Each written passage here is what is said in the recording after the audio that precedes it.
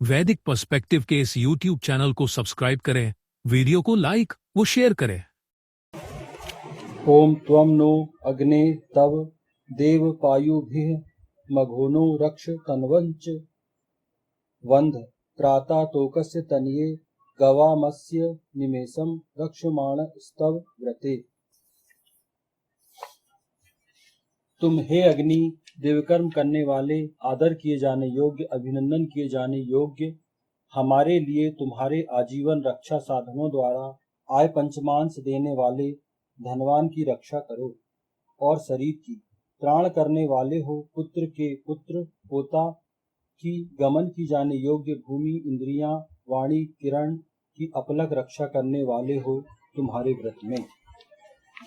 ये ऋग्वेद के प्रथम मंडल के 31वें सूक्त का 12वां मंत्र लिया गया। ऐसे लोगों का मान रखें। ये दायित्व शासन प्रशासक का है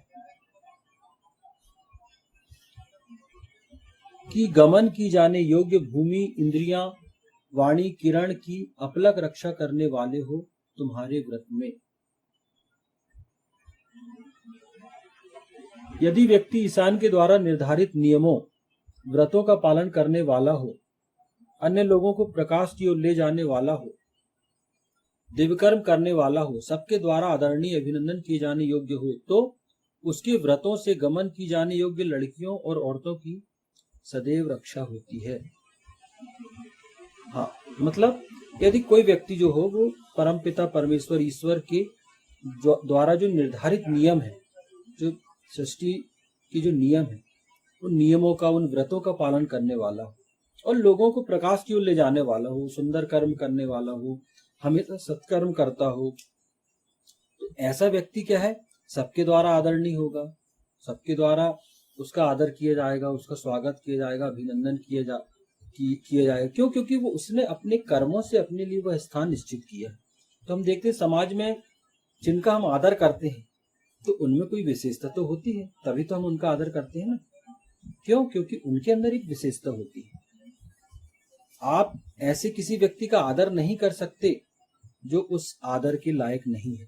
क्यों? क्योंकि आप उनके, हमारा मन ही नहीं होगा कि हम उसका आदर करें। हाँ, घर में आप कोई रिश्ते हैं, नाते हैं, उनका आदर आप कर सकते कि पैर छू लिए, कोई आपके परिवार के वरिष्ठ हैं या कोई उम्र में बड़े, वो भी अपने परिवार के किसी के कहने पे, लेकिन आप मन से उनका आदर नहीं कर पाओगे।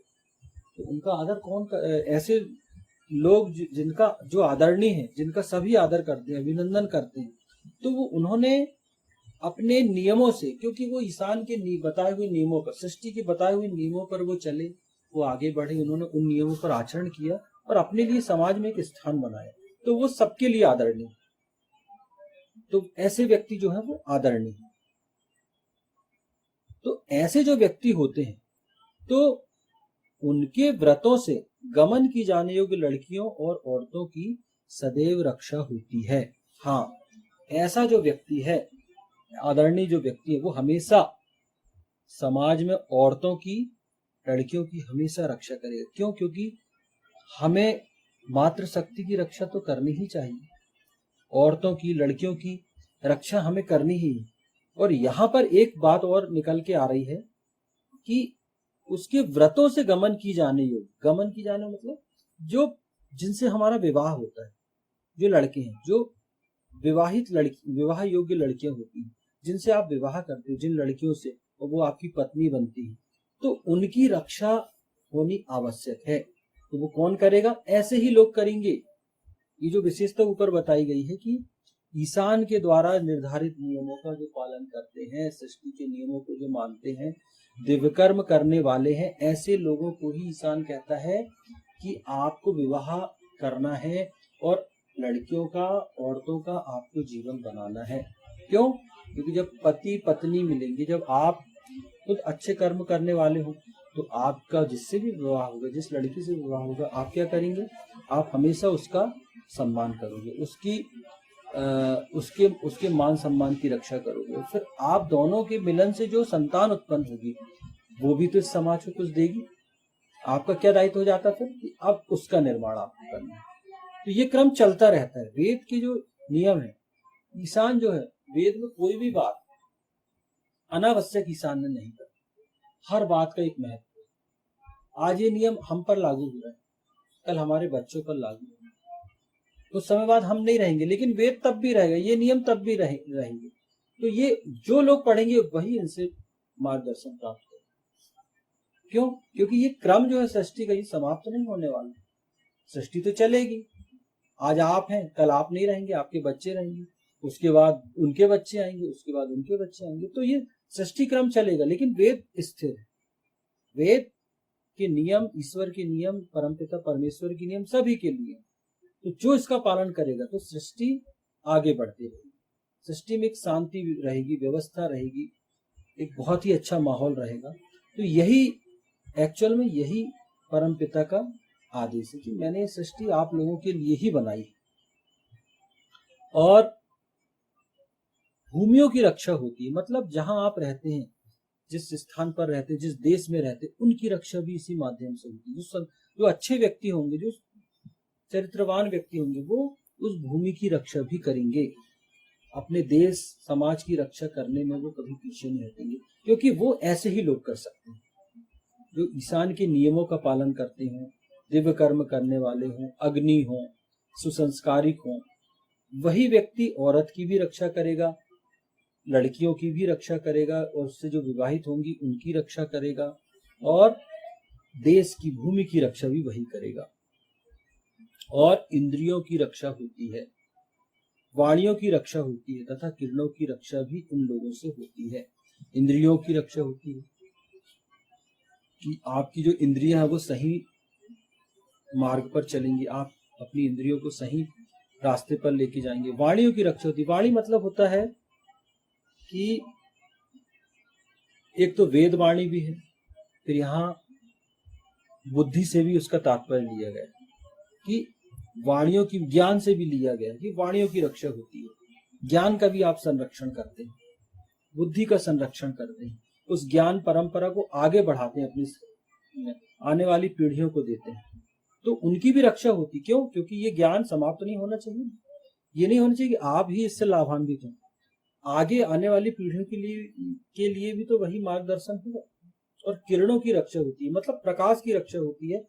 मीन्स ये समझ सकते हैं कि वाणी और किरणों, वाणियों और किरणों मतलब प्रकाश की एक जो भव्य जीवन है, आपको लिए ईशान ने जो एक सुंदर जीवन की व्यवस्था किया है कि ये सब करके जो आप एक वैभवशाली जीवन जिएंगे, प्रकाशित होंगे किरणों के माध्यम से। किरणें क्या करती हैं? आपको प्रकाशित करती हैं। सूर्य की किरणें क्या करती हैं?